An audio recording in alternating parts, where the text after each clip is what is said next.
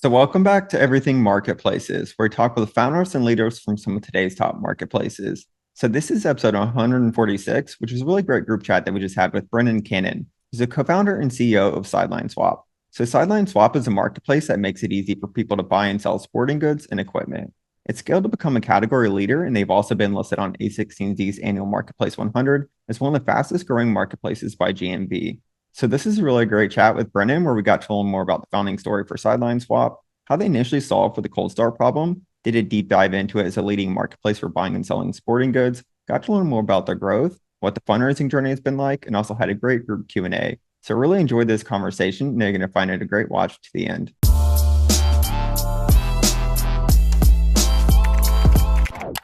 So, Brendan, welcome to the group chat. And I've been super interested to learn more about SidelineSwap since I believe I first learned about it from being listed on A16Z's Marketplace 100 list a while back. So really excited to have you join us here today and dive into things with you. Before we do, though, I think it might be great if you can briefly start off by sharing a little bit more on your background, though, for those that might not know you. Sure. So I'm Brendan Candon, co-founder and CEO of SidelineSwap. We're leading online marketplace in sporting goods. Think of us like a Poshmark for sports.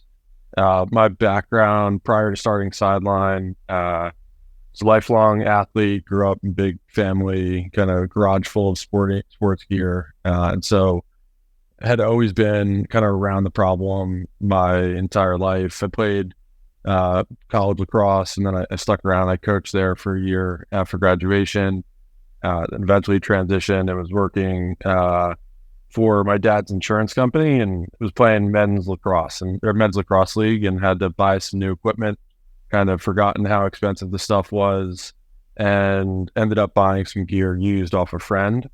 That conversation led us to talking about how no one had made it easier for athletes to buy and sell their gear online. This is like 2012, a little before 2012 when we first launched the MVP.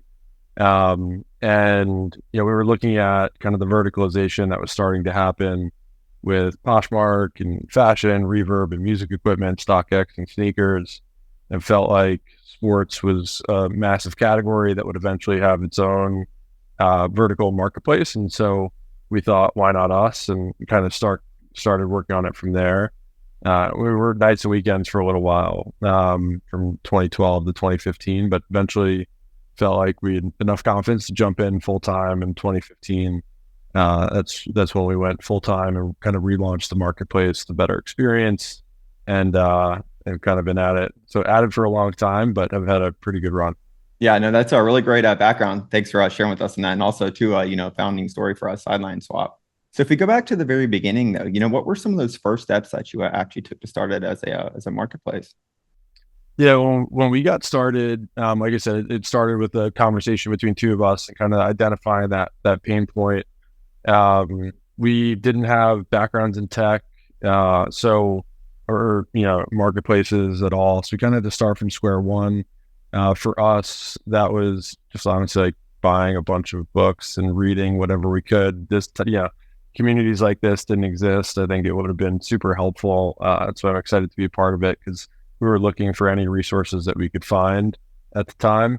But we were kind of self-taught, figured it out, and we built the first version of the marketplace with an outsourced firm in Eastern Europe, and focused on solving like a couple of core issues. Like we wanted to make it really easy to list, and easy to buy. At the time, like in 2012 when we first launched it, some of the tools weren't available, so we were using kind of a not great PayPal purchase experience. But when it really started to work, we had basically figured out there was a few things in our MVP period that customers were gravitating to that we hadn't totally put all the pieces together. And the main thing was that like there was a lot of communication happening through chat, but that was decoupled from the negotiation, the offer experience, and the purchase. So we combined the chat experience with the offer flow, and like that was this like kind of pivotal moment for us where by doing that, integrating with Stripe and integrating with EasyPost at the time for shipments, we kind of put all the pieces together, and that really got our marketplace to take off, and that was around 2015. So I think like those were the kind of initial steps for us in terms of like putting the product in place. Now, from a marketplace perspective, I think we'll talk more about supply and demand, but we had to figure out how to get the supply side going. But at a high level, we've always felt like the supply side's the hard side for us. We could get high quality used gear onto our marketplace, we could grow a lot faster and we could sell it. Plenty of people shopping for deals in sporting goods, but there's not as many people looking to sell. So we've spent a lot of our time in the early days thinking about how to unlock high quality supply, and really focused on the quality piece of it, not just any supply, but how do we get inventory from like college athletes or pro athletes who could help draw eyeballs into the marketplace. And then on the demand side, it was a lot of social media in the beginning. We were able to hit $1 million in GMV without really spending any money on marketing.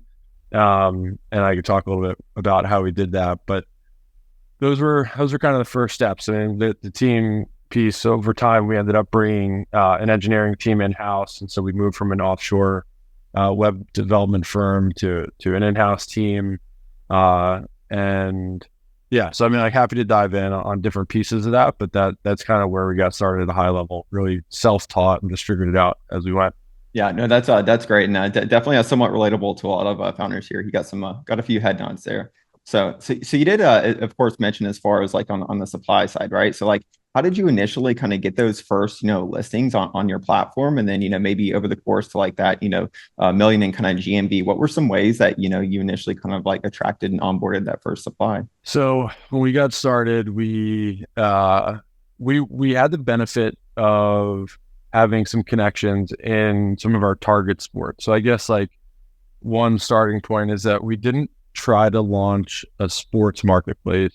Well, we always positioned it as a marketplace for sports, but we knew we needed to start with a smaller focus. So similar to the way like Airbnb or Uber would focus on like a specific city, we focused on one sport to start. And for us, that was lacrosse, because we had connections there. The site was always set up with all the other categories, at least like at a high level where you could shop hockey, baseball, but there really wasn't a ton of inventory there. And we didn't spend a lot of resources trying to aggregate demand or supply. So we really launched with like 10 or 15 former, like recently graduated college athletes, some All-Americans who played at Maryland, Duke, and we were able to populate the marketplace with their supply initially. And so it was really like 10 people, 100 items when we got started. And then there were some forums and Facebook groups that existed at the time where these transactions were taking place in a much more like high friction environment. And so once the platform was built and we kind of were managing these sellers' accounts, even though the inventory, some cases it was at my house, some cases it was at theirs. But we really like hacked it in the beginning to get the flywheel going. And we would take the inventory and post it into the Facebook groups and forums. And then we'd be like chatting, like saying like, hey, this is listed for sale on Sideline. You should go over there and shop for it. We would position ourselves like basically catfishing people like as the athlete that they thought who was listing the stuff. And so the high school player, usually in most cases, would come over, find out about SidelineSwap, they'd buy that product. But then the product was then set up to convert them to a seller. So they were thinking, well, if the top college athletes are using this, then I should use this too. And so by kind of taking that approach and then going to more and more sellers at the college and pro level and bringing more people in, we were able to really build a bunch of momentum and get to tens of thousands of sellers, really mostly focused in lacrosse, or at least tens of thousands of listings, and get the beginning of the momentum going. There were points along the way where, that obviously doesn't scale. And so we had to go find sellers who had larger quantities of gear. We found power sellers in Facebook groups and forums. We would like kind of work closely with them to bring them on. We did peer-to-peer growth hacking too.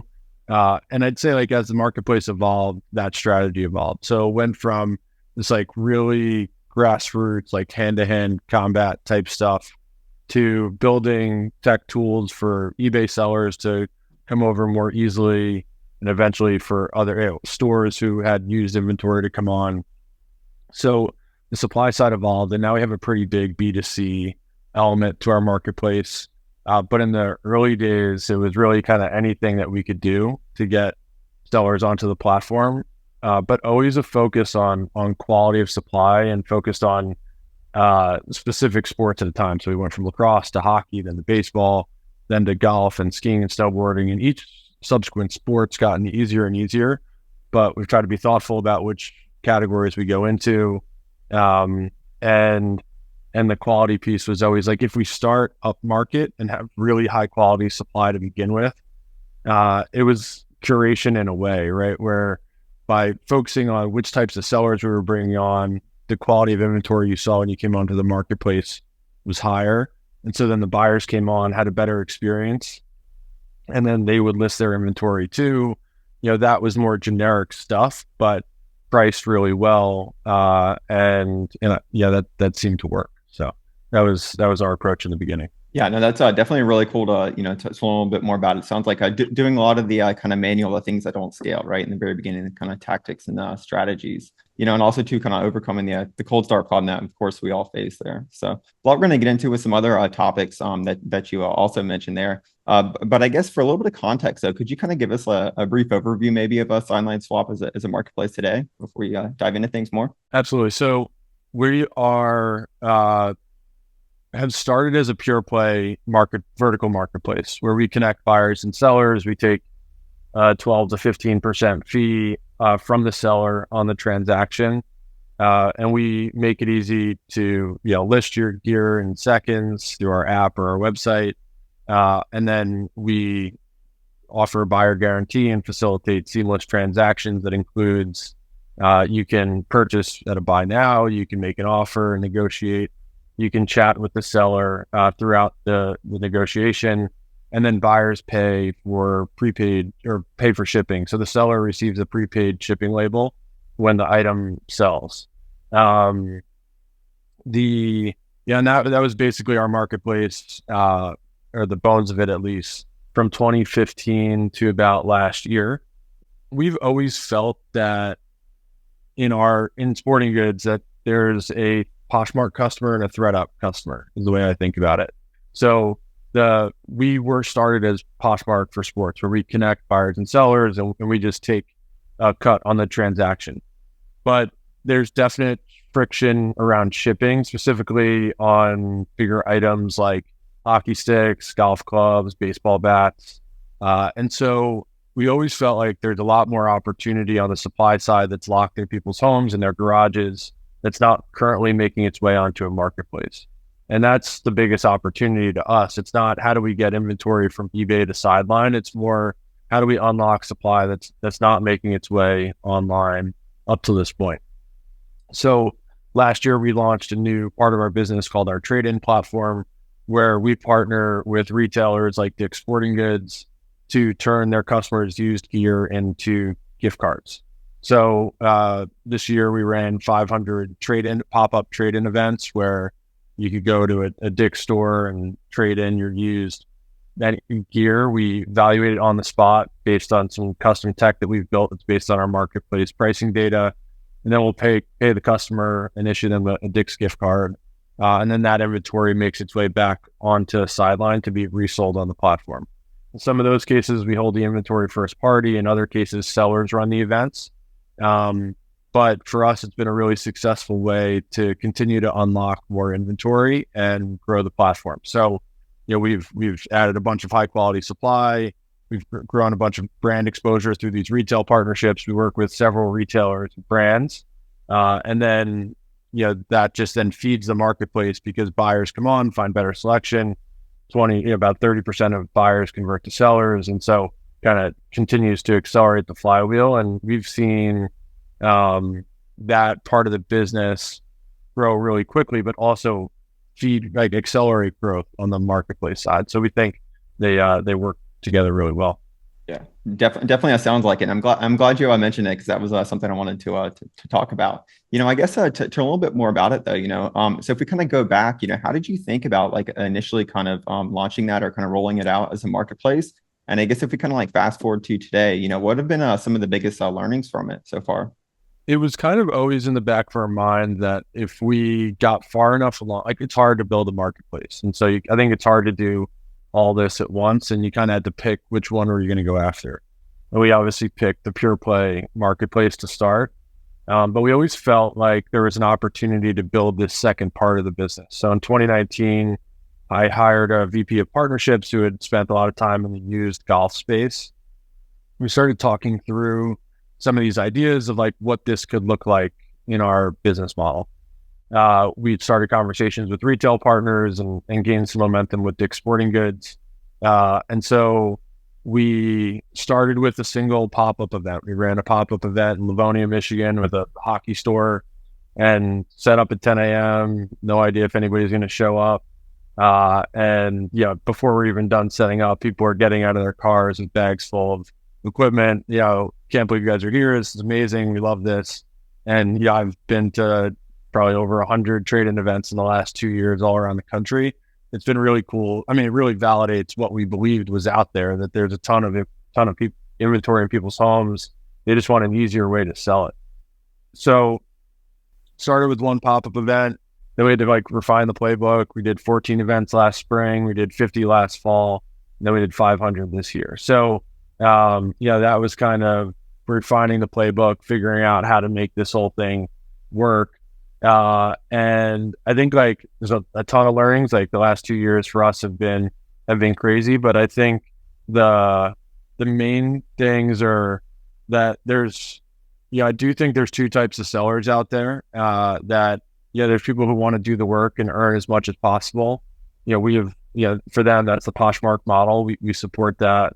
I think the other, there is a ThreadUp seller who just has really good stuff, but doesn't want to do the work to sell it themselves. And so you can give that person less money, right? And they're going to earn less by not having to do any of the work, but you can get then sell it at higher margin and run that business efficiently. And those two can both feed the demand on the marketplace. I think the other, maybe one other interesting learning from as the business has evolved is that sometimes it can be challenging as a marketplace to compete against retailers who have much higher margin. We don't think about, so we spend a lot of money on performance marketing. We don't compete just for used terms. If someone's shopping for hockey skates, we want them, even if they're shopping for new, we want them to consider used. But you're competing against a retailer who has 40, 50% plus margin where you're taking 10%. And so sometimes that can be a challenge, but by owning some inventory, it can be helpful to create a more level playing field as you're getting the flywheel going. So that's been a benefit of the evolution in our business, is that it allows us to think about our unit economics a little bit differently on the marketing front. There's a lot more, but I'll kind of pause there for now. Those are definitely some great learning. I know they're going to lead to some questions once we kind of get into them.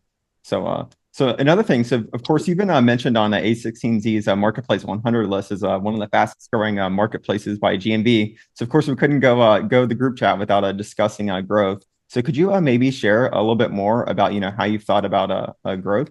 In the earliest phases, I mentioned we didn't raise money until after we'd cleared the $1 million GMV run rate by quite a bit.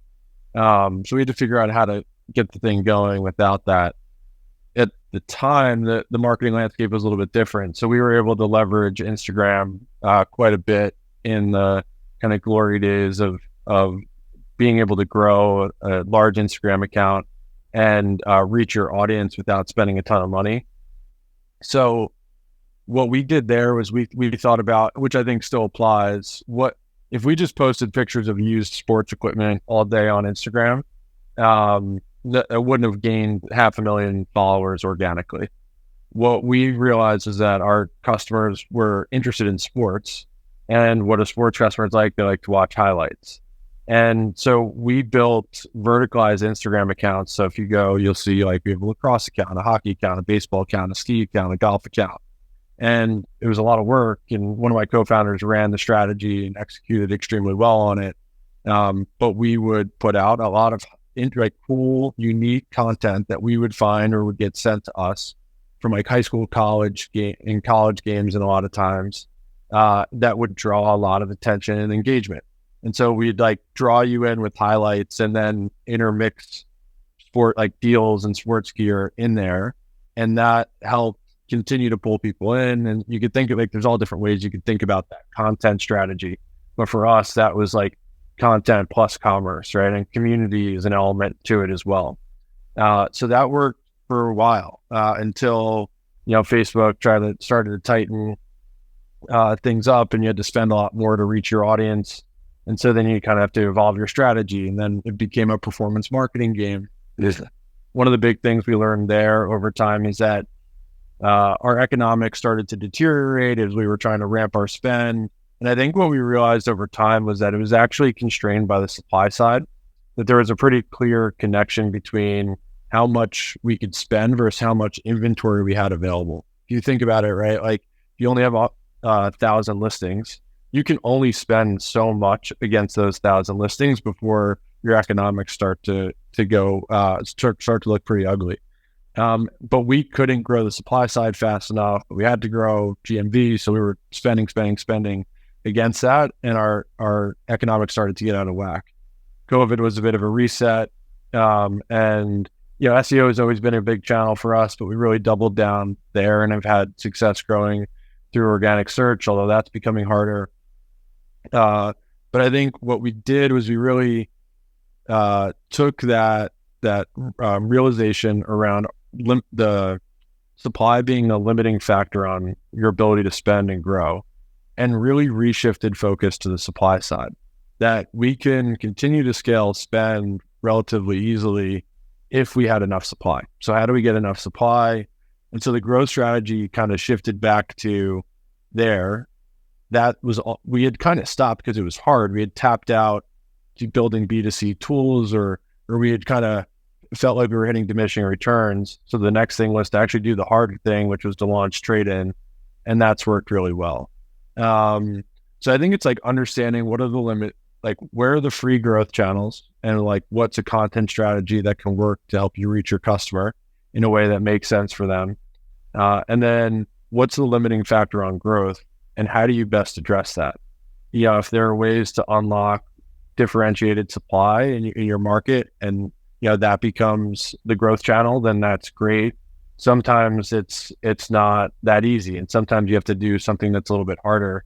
But that's what we've done, and that's worked pretty well. Yeah, no, it's always great to hear as far as the growth strategies and even some of the kind of tactics, right? And one of the most common things is founders and teams saying that it works until it doesn't with marketplaces. So. Yeah, you constantly have to evolve your strategy, and I think be planting the seed and testing for the next thing, because if you wait until that runs out, then you hit this like really uncomfortable period where you just don't know what to do. But if you are constantly testing like one or two or three other strategies, not knowing which one's going to work, so that you kind of have ideally multiple lanes open at once, but always like have a chance to jump from, as one dries up, jump to the next well that is going to feed the business. Yeah, certainly.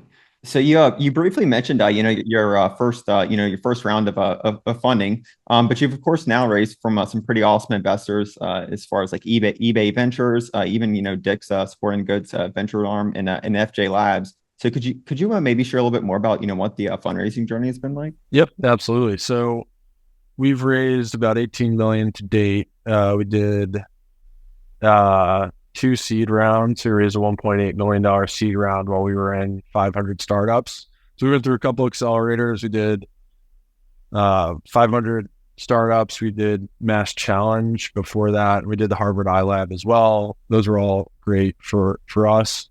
We raised our seed round, which is kind of like a party angel round, but got some institutional investors in on the like end of that round, including Global Founders Capital, who ended up leading our Series A, and FJ Labs. Then we did another seed round, and then we did a Series A, which we kept, we raised on in 2018 and 2019. So yeah, the fundraising journey is tough. I think like, especially in the early stages, some things that I found is that you have to be thinking multiple steps ahead. If you're just focused on like what the next 18 months looks like, you have to realize that the investor is trying to determine not just what are you going to do with the first $2 million you raise, but like most marketplaces take significant capital to build and scale. So are you going to be able to raise your Series A and Series B? And is the market big enough to do those things? Is this, seed check we write going to be enough to get you to your Series A round? What are the milestones for that Series A? How much GMV do you have to have? What's your take rate need to be? And what's your growth rate need to be? And can you get there in a reasonable amount of time? And then there's thinking another step ahead too, because like an A is probably not enough, or at least it wasn't in our case. So, then you have to be able to raise a B. How big is that round? What valuation does that require? So I think like being able to think multiple steps ahead and communicate that to investors was really helpful, because it showed that we weren't just thinking about the step right in front of us. We were thinking multiple steps ahead and like how all the pieces were going to fit together, and being able to talk to that in a, I think, thoughtful way is really important. And yeah, I think it's just like also I think it's hard to convince investors that your market's big enough. I think like what I realized over time is that sometimes we sit down in a meeting and people be like, oh, the sports market's huge. Like, this is a great market. And then other times we'd sit down and be like, who wants to buy used sporting goods? Like, is this a big enough market? And I never changed their mind on that. I mean, it's the first slide in our deck. We're always talking about TAM. We think the opportunity is huge. But I think you kind of get people who are either excited about your market or aren't. And I think started to realize that like if you're not excited about our market and sports market kind of at the beginning of the meeting, then like I should probably just get up and leave. Like it's going to be a really tough conversation. So I think like investing time and building a relationship and continuing to keep investors updated who are excited about your market, but maybe not there yet on where you are in the life cycle, is something that worked really well for us. A lot of investors said no before they said yes, especially in the very beginning, while we were keeping them updated of, here's our growth this month, here's our growth this month. And eventually, I think they started to see that we were executing, especially as founders with no background, right? We didn't have like a strong resume to point to. We had to point to our own numbers and prove it. And so we would keep people updated. And through that spring of 2016, we were able to start to get some checks in and build momentum and get the thing done. So those are some of the keys from our fundraising story. That's really great. So I feel like you and I could probably go on for quite some time here, and I promised founders that we'd save time for a group Q&A so they could come on here. So we'll get to some questions if that sounds good to you. Hey Paris, did you want to come on first? Yeah. So one of my questions was, can you talk through kind of like the transaction flow when it comes to how you think about refunding on the platform if cases like that arise, and how that has evolved over time?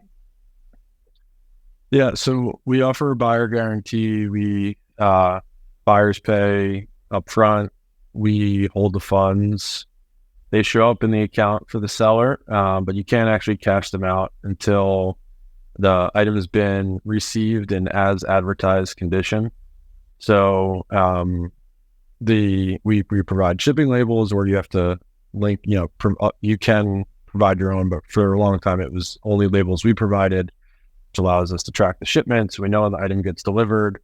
Buyers have 3 days to review the product, or they can approve it right away. So the seller will get paid upon approval, or 3 days. So if the buyer just like never does anything, the funds will get released. We assume that's a successful sale.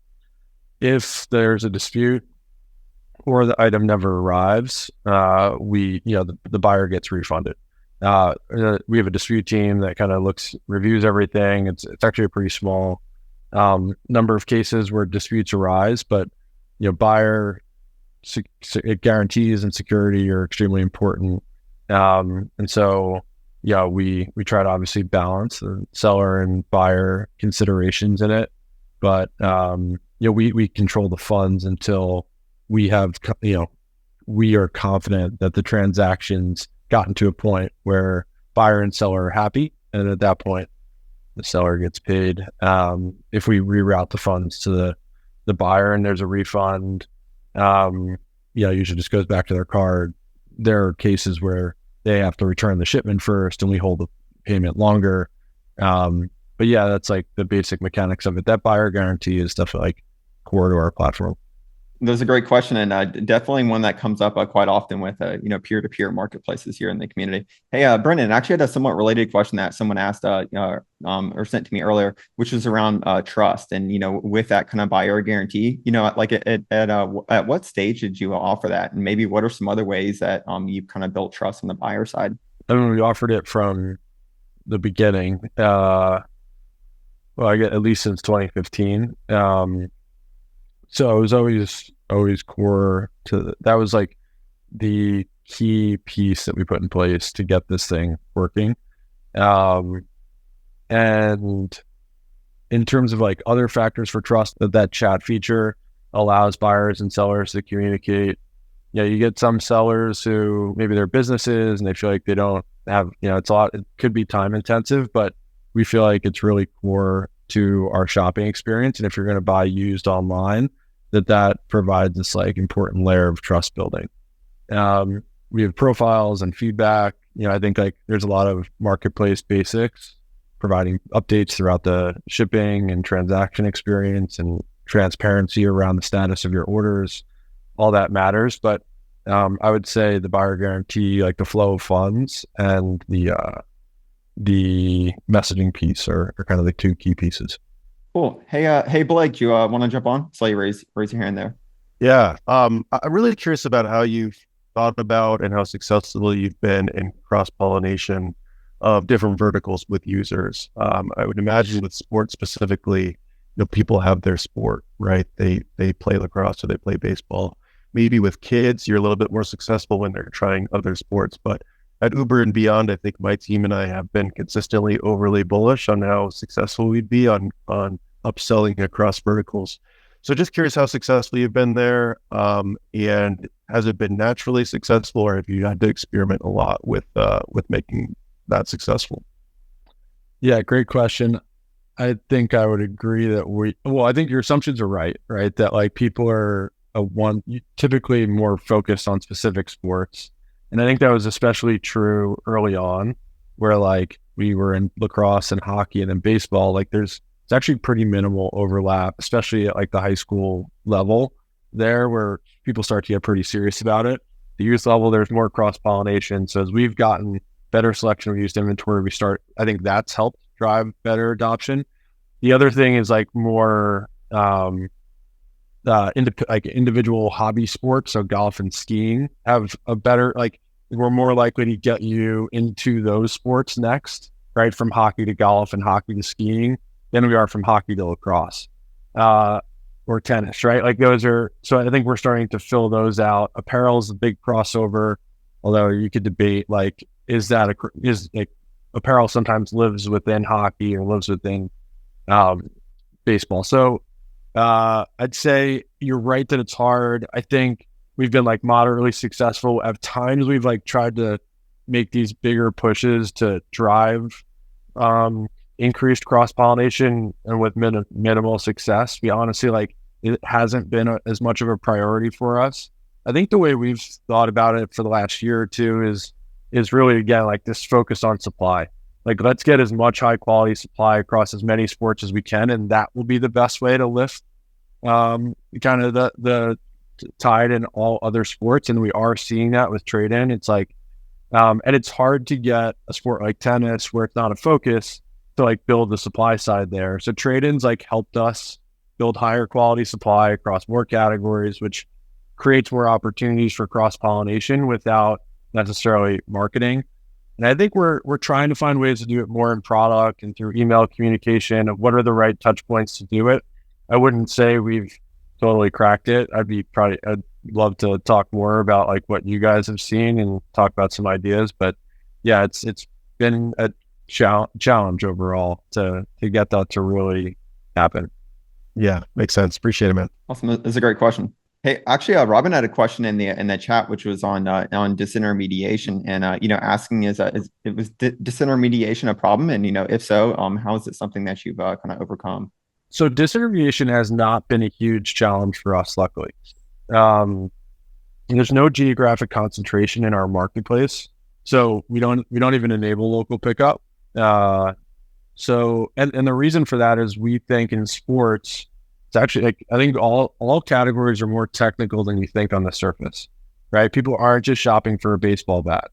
You're shopping for a BB Core Drop 3, composite Rawlings Quattro Pro bat. And like, that's specifically what you're looking for. If you try to drill, one, you can't drill into that on Facebook Marketplace. There's this criteria doesn't exist. And two, if you did just do that search, you're going to get 0 results within a 25-mile radius in most cases.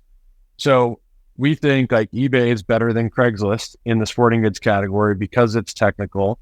You need to be able to search across all geographies in order to find the specific product that you want, and that the shipping cost isn't prohibitive from doing that.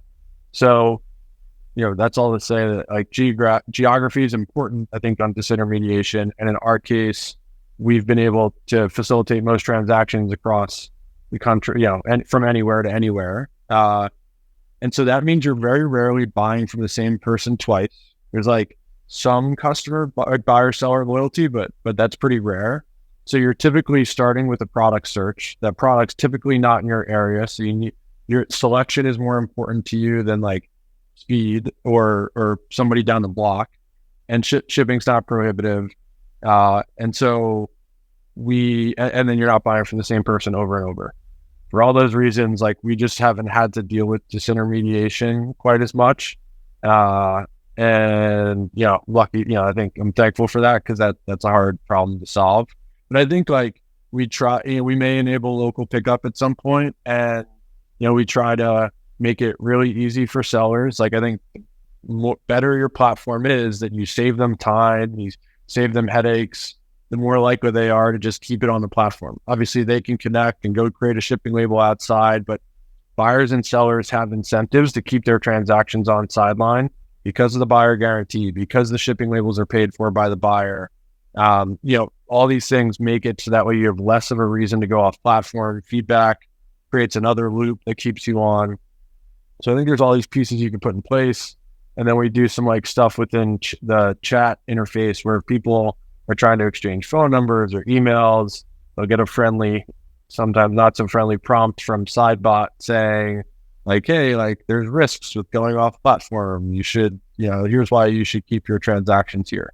And I think those things have been really effective. So, it's not like nobody's trying to. I think we've intentionally put a bunch of pieces in place to make strong incentives for buyers and sellers. We have these like natural reasons in our market where they don't go off platform, and then we provide gentle reminders, and we'll kick people off platform where they don't listen, where you get restricted and banned. There's like all these levels to it to make sure we preserve the integrity of the marketplace. That's going to be really helpful. No, definitely interesting. And as far as, the mention, as far as the category kind of considerations and nuances, we could probably have a whole conversation on that alone. So cool. So we have time for one more question. I know, hey, Drew, you sent me a message. Do you want to come on? So you mentioned owning inventory to sort of compete with retailers that have a higher margin. Is that something you all are still looking to like scale and expand upon? And do you feel like owning inventory is potentially like a conflicting pitch to sellers? Maybe things for like brand new specifically. Just kind of what's your take on? And I assume you're selling the gear from your trade-ins. So you're kind of headed down that road anyway. So I kind of just want to get your insights on that. Yeah, so it's the only stuff we sell is from the trade-in events that we run. It's forced us to build a better marketplace because now we're feeling the pain points our sellers are. So I think like that's part of it. It's like, one, we use the same tools that they use to sell on the marketplace. Like, we can only do what they could do. We also give them, we're making the tools that we use for our trade-in events available to our sellers. So our goal, like, I would love to never have had to do trade-in events. Like, if we could have just been Poshmark and it was just growing like crazy and we didn't have to think about it, like that would have been awesome. But we just weren't getting enough supply, and there weren't enough aggregators in our category. So we felt like we had to build some tools and go do these things to help, satisfy the demand side, basically. And we are teaching our sellers to do the same things that we are. We'll like show them our warehouse operations and show them our, here's how we run trade-in events. Like we would love for them to go do these things and take a step back. If we're not running, trade-in events in a couple of years, that because our sellers copied us and figured it all out and have grown the sporting goods used market significantly, and we could just sit on top of that as a marketplace, I'll be totally happy, right? Like that would be great. I don't know if that will happen, but like our thinking is that trade-in is like our North Star at the end of the day is to provide the best selection of inventory at the best prices. So that way we can build the largest marketplace in sports. And, it's not Shopify's mission to like service sellers, right? Because like that is not our goal. Our goal is to build the largest marketplace, the largest selection. And so we think about trade-in within that, right? Like, okay, we can turn this on and have it ThredUp and Poshmark live side by side, and then put some real guardrails around ourselves. So we're not cheating. We're not like doing this with an unfair advantage. And we're actually helping them because we're doing all the R&D, figuring out all the stuff, and then giving our sellers tools where they're interested to compete with us and hopefully overtake us eventually. We'll see. I think we have a pretty unique thesis on this, but like that's the way we believe like our market could play out. So that's what we're trying. Awesome. That's a great last question. So we're almost out of time here, Brendan. So I definitely want to be conscious of that. But this is such a fun chat, and I appreciate also kind of getting a little bit deeper on some of the questions that we had here during the Q&A. So I had actually one last question for you before we wrap things up, though, and that's if you could go right back to before you started SidelineSwap, what would you tell yourself about marketplaces more specifically? Marketplaces are hard. Marketplaces are a hard business to build, and they take a long time. I think we always believe that there will be a sports marketplace. And like, just like once we got going, we could not imagine the world without it. That like played against sports or will exist online, right? And that we could, no one was building it, so why not us? Why not us is like our first core value. And so I think it's like I forget what the Paul Graham line is, but like if you're pretty good at it, like it's going to take, at least 5 years. If you're really good, if it works really well, it's going to take like 10 years to get to an exit. And if it works like the best you could ever imagine, you might never do anything else. So I think it's just like, you better really love the problem that you're focused on and like be really excited about it. And just like, I think you're going to spend a lot of time on it. At the same time, I think it's better to just like the naivety is like a blessing. I don't think we thought that much about anything. We just got going. And if we had known all the pain, we may have gotten deterred. So I think it's good to just get going. But I think at the end of the day, you got to really love the problem that you're focused on. Definitely agree with you on that. So, and then last but not least, time for a quick plug. Where can we keep up with you at? LinkedIn is probably best. On Twitter, I don't tweet that much. So yeah, either one of those are good. We once again really appreciate taking the time to join us here today. And thanks everyone for the great questions.